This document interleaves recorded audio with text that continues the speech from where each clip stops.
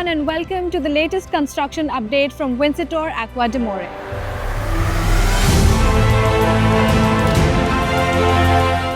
PCC work has been successfully completed, marking an important structural milestone.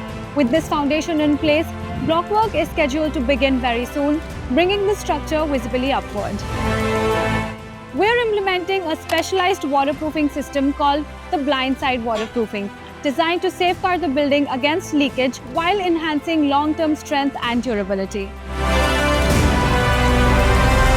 In addition, steel reinforcement work is already underway, ensuring structural integrity and stability at every stage of construction.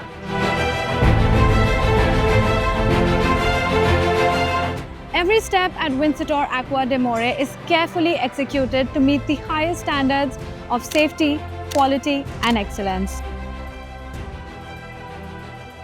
We look forward to sharing more progress with you as this Vincitore landmark continues to take shape.